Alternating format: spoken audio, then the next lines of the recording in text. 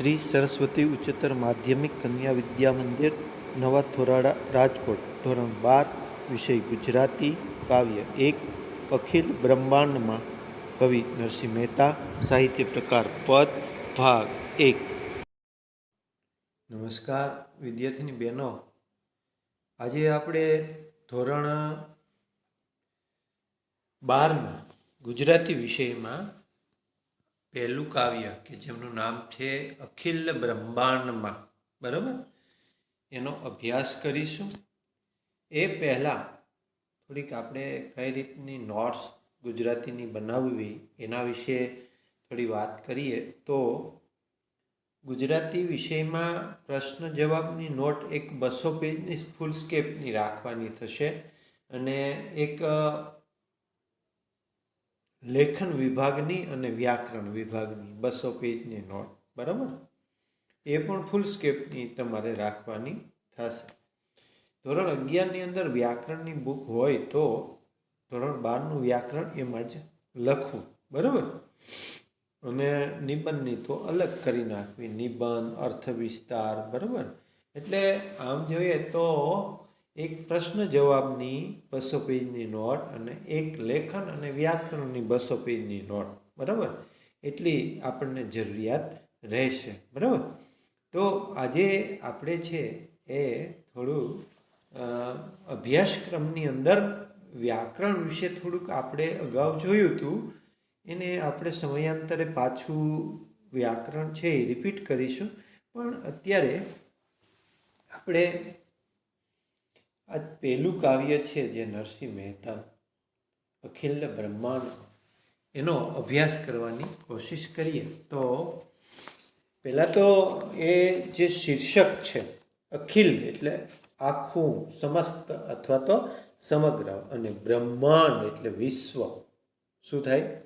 આખું વિશ્વ, બરાબર. તો નરસિંહ મહેતા છે એ ભગવાન શ્રી કૃષ્ણના ભક્ત હતા, અને નરસિંહ મહેતાનો આરાધ્ય દેવ એટલે કે ભગવાન શ્રી કૃષ્ણ, બરાબર. કોઈ પણ ધોરણની ગુજરાતી ખોલીએ અને એની અંદર નરસિંહ અને મીરાનું કાવ્ય ન હોય એવી કલ્પના પણ આપણે ન કરી શકીએ. તો સૌપ્રથમ છે એ આપણે થોડોક કવિ પરિચય છે એ પ્રાપ્ત કરીએ. તો નરસિંહ મહેતા એ ગુજરાતી ભાષાના આદ્ય કવિ કહેવાય, આદિ કવિ છે ને આપણે કહીએ. આદિ એટલે શરૂઆતના, બરાબર. નરસિંહ મહેતાનું વતન ભાવનગર જિલ્લાનું તળાજા ગામ, બરાબર. શામળશાનો વિવાહ, હાર, હુંડી, કુંવરબાઈનું મામેરું અને શ્રાદ્ધ એ એમની આત્મચરિત્રાત્મક કહી શકાય એવી રચનાઓ છે. નરસિંહ મહેતા ગુજરાતી ભાષાના એક ઉત્તમ કોટીના અથવા તો એક ઉત્તમ હરોળના ભક્ત કવિ છે. એમણે જ્ઞાન, ભક્તિ અને વૈરાગ્યના પદો સર્જીને ગુજરાતી કવિતાને રળિયાત એટલે કે સજાવી છે, સમૃદ્ધ કરી છે. ઝૂલણા છંદમાં લખાયેલા, છંદ ગુજરાતી ભાષામાં આવે એમાં ઝૂલણા છંદમાં લખાયેલા નરસિંહ મહેતાના પ્રભાતિયા બહેનો લોકકંઠે વસીને આપણે ત્યાં એટલે કે ઇન્ડિયાની અંદર અને ખાસ કરીને ગુજરાતની અંદર ચિરંજીવ બન્યા છે, બરાબર. જેમ કે ભોળી રે ભરવાડ, જળ કમળ છાંડી જાને બાળ, જાગ ને જાદવા, જાગો ને જશોદાના જાયા વગેરે એમના હૃદયસ્પર્શી અને ભાવ નીતરતી એમની કાવ્યવાણી, એની સરળતા અને સહજતાથી આપણા મનમાં રમી રહ્યા છીએ. તો અખિલ બ્રહ્માંડની અંદર આપણે થોડોક ટૂંકસાર છે એનો પ્રાપ્ત કરીએ. તો પ્રસ્તુત કાવ્યનો પ્રકાર છે એ પદ અથવા તો ભક્તિ ગીત છે. પ્રસ્તુત પદમાં કવિ નરસિંહ મહેતાએ પરમાત્માના સર્વવ્યાપી સ્વરૂપનો મહિમા ગાયો છે. એટલે કે આ પદમાં નરસિંહ મહેતા ઈશ્વરના સર્વવ્યાપક રૂપની લીલાનું વર્ણન છે. સંસ્કૃતમાં ઉક્તિ છે ને, એકમ સત વિપ્રા બહુધા વદંતી, એટલે કે પરમાત્મા તાત્વિક રીતે એક જ છે. એટલે તો એવું કહેવાય ને કે હરિ તારા નામ છે હજાર, ક્યાં નામે લખવી કંકોત્રી. બરાબર, ગોડ ઇઝ વન અને ગોડ ઇઝ ગ્રેટ, એવું આપણે કહીએ છીએ કે ભગવાન એક જ છે, પરંતુ આપણે એને અલગ અલગ સ્વરૂપે એને પૂજાપાઠ કરીએ છીએ, આરાધના કરીએ છીએ. પરમાત્મા એક જ છે, પરંતુ એ અનેક રૂપે દરેકને દેખાય છે. જેમ સોનું એક જ તત્વ છે, ઉદાહરણ આપ્યું છે, એક જ તત્વ છે, પણ એમાંથી તૈયાર થતા વિવિધ અલંકારો એ અનેક નામે ઓળખાય છે.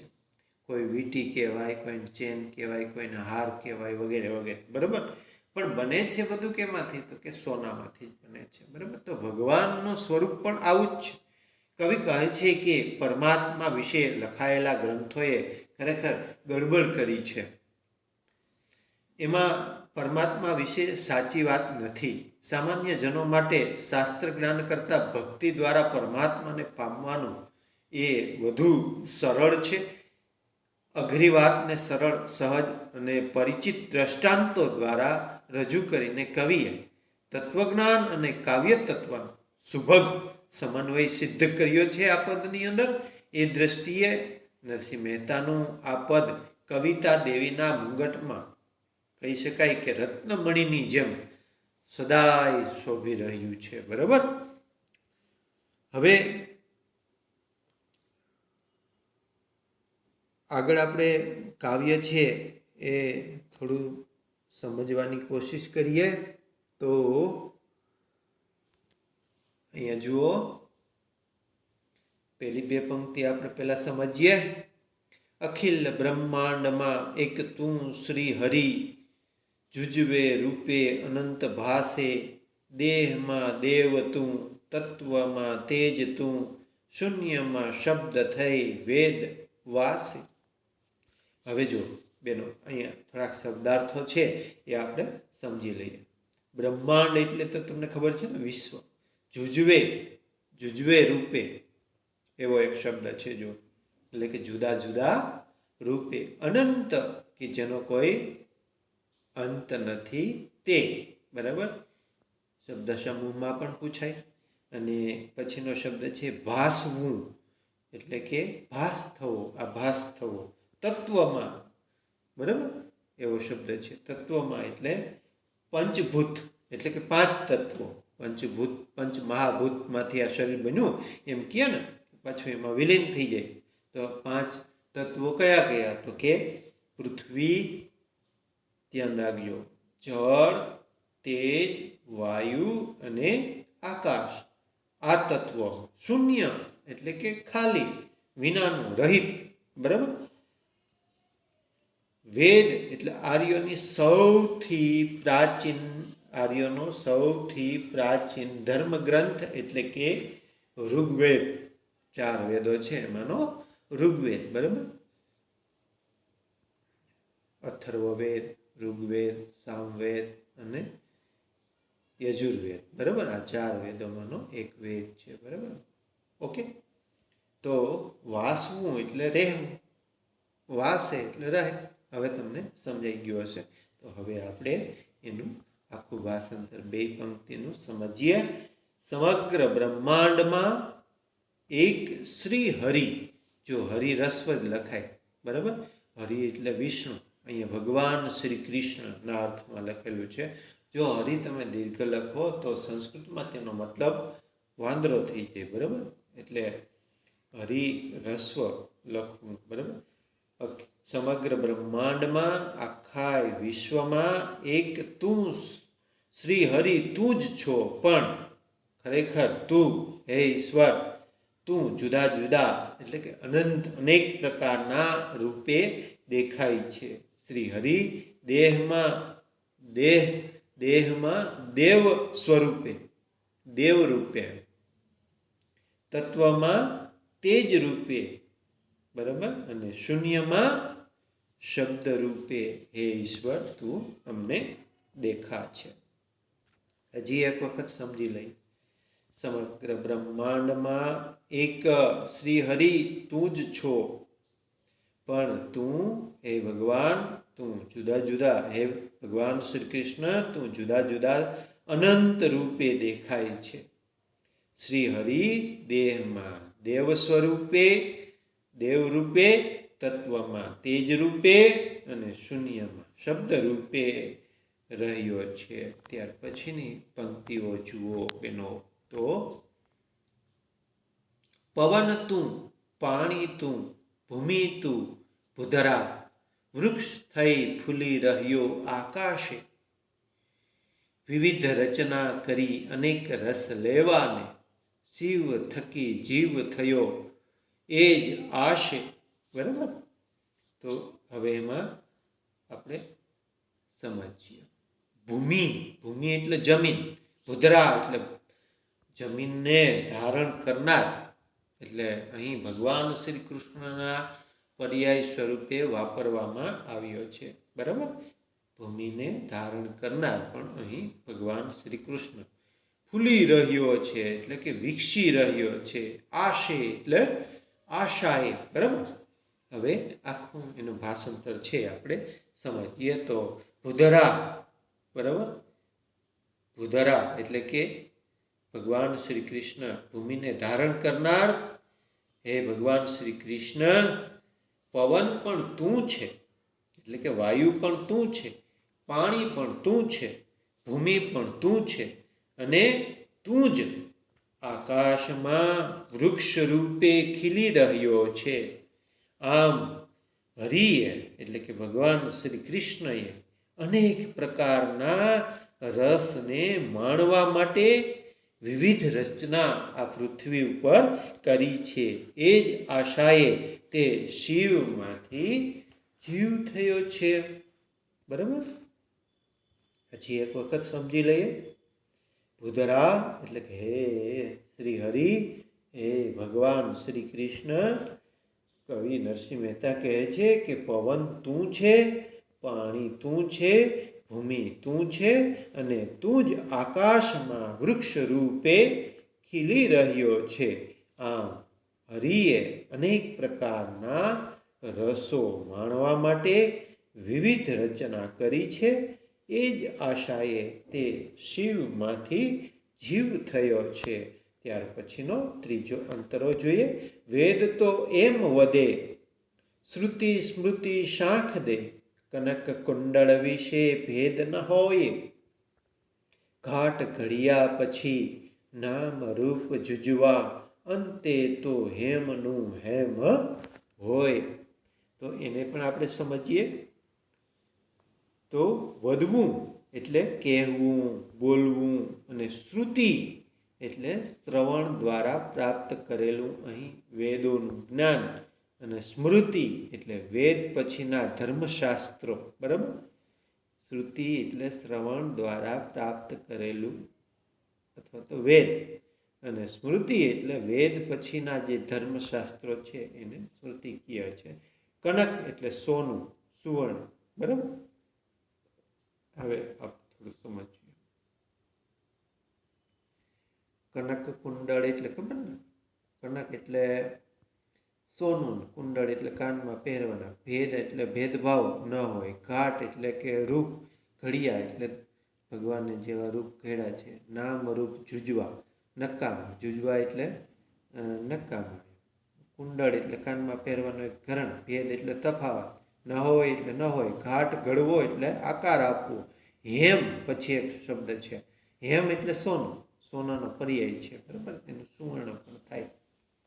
હવે આપણે એનું જોઈએ. વેદ પણ એમ જ કહે છે, વદે એટલે કહે, વેદ પણ એમ જ કહે છે, શ્રુતિ અને સ્મૃતિ પણ એ વાતમાં સાખ એટલે સાક્ષી પુરાવે છે કે, એટલે વેદો અને શાસ્ત્રો પણ, શ્રુતિ અને સ્મૃતિ એટલે વેદો અને શાસ્ત્રો પણ એ વાતની સાક્ષી અથવા તો સાખ પુરાવે છે કે કનક યાને કે સુવર્ણ, સોનું, અને કુંડળ એટલે સોનાનું ઘરેણું, કાનમાં પહેરવાનું ઘરેણું, એ બે વચ્ચે કોઈ ફરક કે ભેદ નથી. સોનામાંથી અનેક ઘાટના અલંકાર બનાવાયા અને તેને જુદા જુદા નામ અપાયા, પણ આખરે તો દરેકમાં સોનું જ છે. બધા ઘાટ કેમાંથી બન્યા છે? સોનું જ. એટલે કવિનો કહેવાનો મિનિંગ શું છે?